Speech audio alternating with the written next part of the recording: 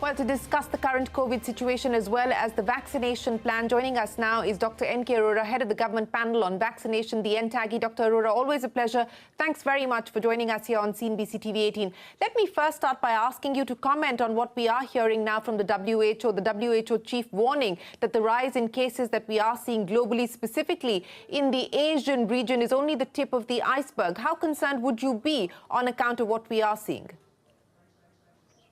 It is a matter of concern. In fact, as you would be knowing, there was kind of a very high-level meeting yesterday to take stock of the situation. Fortunately, in fact, we have one of the lowest COVID occurrence at the moment. But I do not know how many of us know. In last 24 hours, South Korea had 600,000 cases. A small country, and just imagine there is a kind of a volcano erupting there. And similarly, situation in Hong Kong, Singapore, Thailand, Vietnam, and in China, although clear things are not available, but 3,400 cases have been reported, and a population of 30 to 50 million have is under complete lockdown or curfew. So completely, because they are following a zero COVID. So it is it's issue. Now, initial feedback is that it's all Omicron. And just like in India, Omicron, there is a sublineage of Omicron called BA2. And then there is another sublineage of BA2 also, BA2.2. So that is what we are keeping a close watch on the occurrence, and if there is a new variant which is pushing the outbreak. The third thing is that initially there were some reports about Delta Cron, and some people felt it may be a laboratory issue. But now it appears, yes, there is a recombinant or a hybrid between Delta and Omicron. Again, at the moment, things are being closely observed, and there doesn't appear. All these viruses have growth advantage. That means infectiousness is high.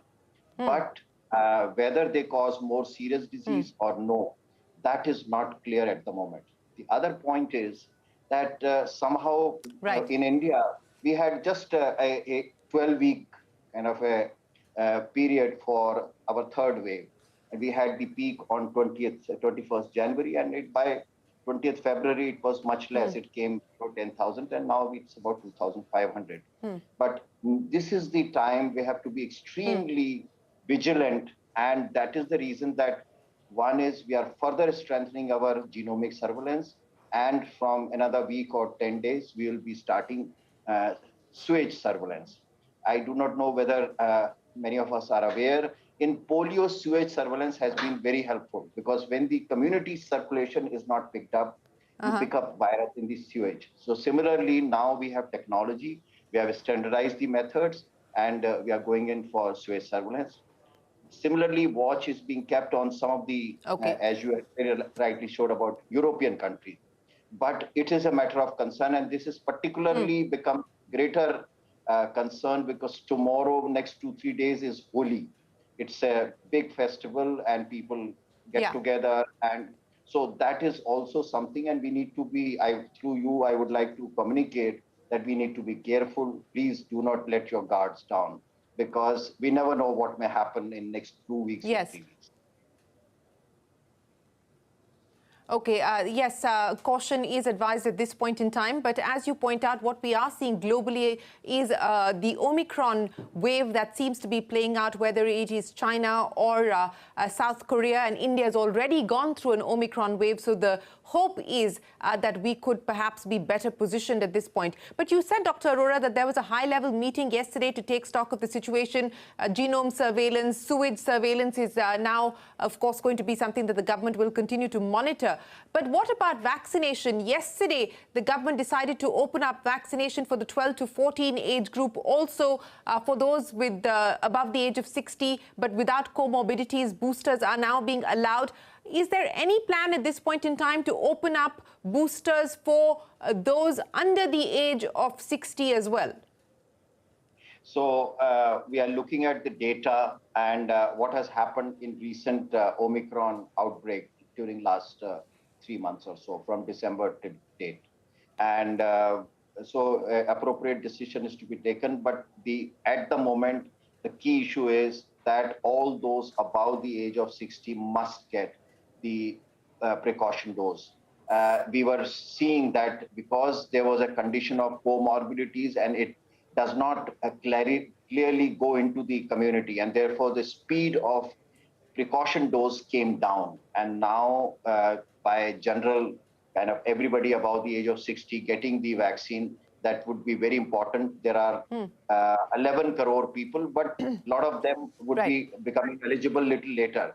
The more important, equally important is children 12 to 16, 12 to 18, I would say, that they, NTAGI had recommended that those children with comorbidity are at higher risk as compared to peer group, and they should receive vaccine. But again, they constitute 10 to 15%. The problem is, again, how do you identify it? So that's why vaccination for 12 to 14 has been opened up since yesterday. There has been good response. Within 24 hours, we have 4 lakh plus children who have got the vaccine, and we hope that rapidly it takes.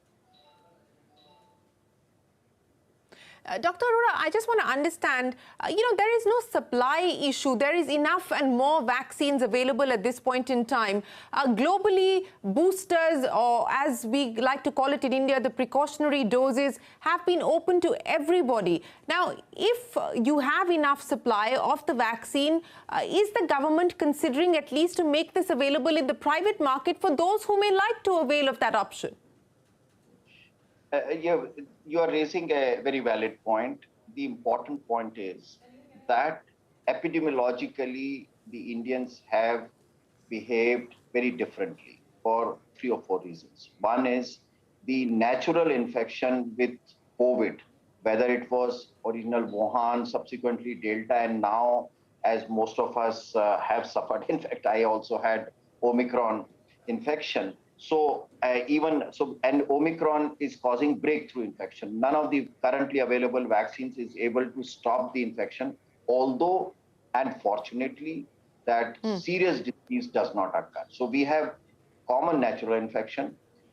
Almost 97% plus have received at least one dose, adults, and the 80% plus, 82% have got 2 doses. So we have a very good immunity. Children who are generally not suffering too much, we have started vaccination there primarily to cover those with comorbidities.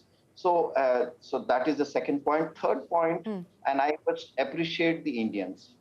We have curtailed all our social activities, social gatherings and other things have really come down.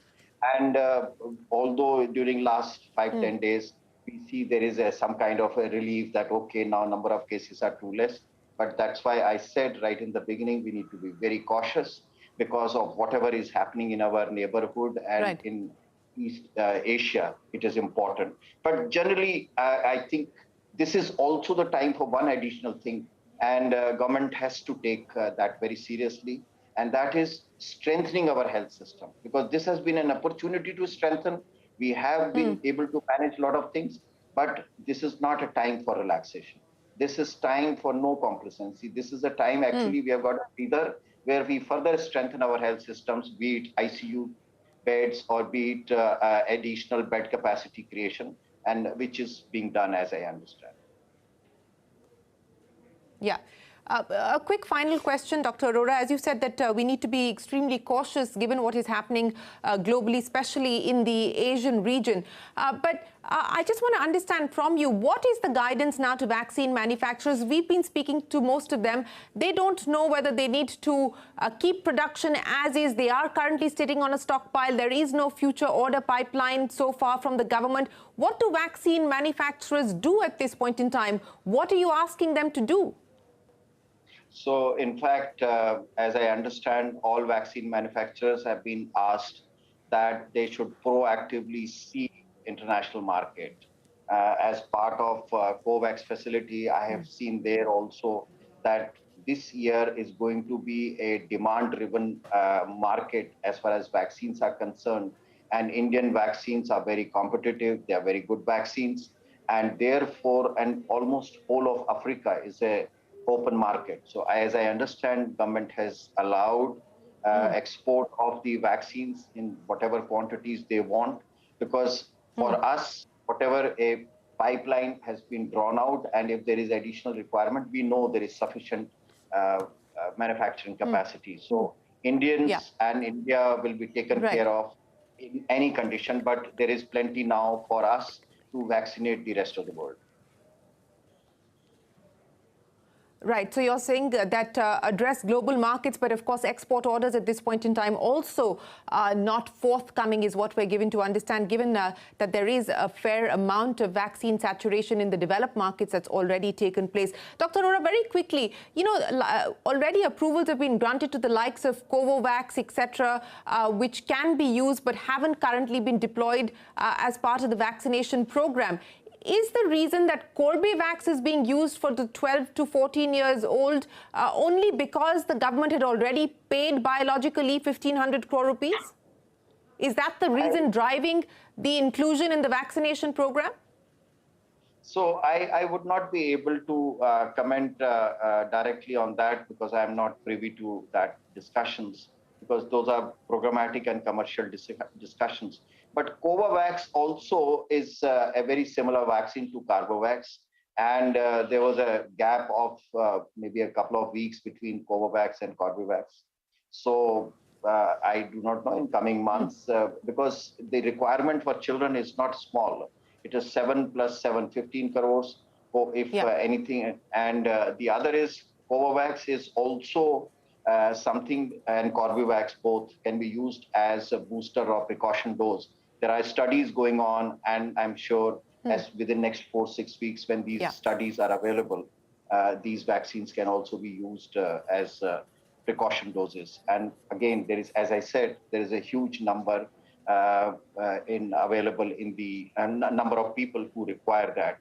And third thing is that I just wanted to continue on my previous point, that I think this spurt of cases in last 4 or 5 days globally, I'm sure it will spurt the global demand also. Because again, people, I think as soon as the number of cases globally start coming down and people feel it's okay, if the pandemic is over. But I think now, again, it will send a message. And I must tell you here, every vaccine we have, it may not be able to prevent the infection, but every vaccine which is available in the market is able to prevent and reduce the chances of hospitalization and death to very minuscule level. So this is something which has saved Indians, and I'm sure the rest of the world will also benefit from there. Yeah.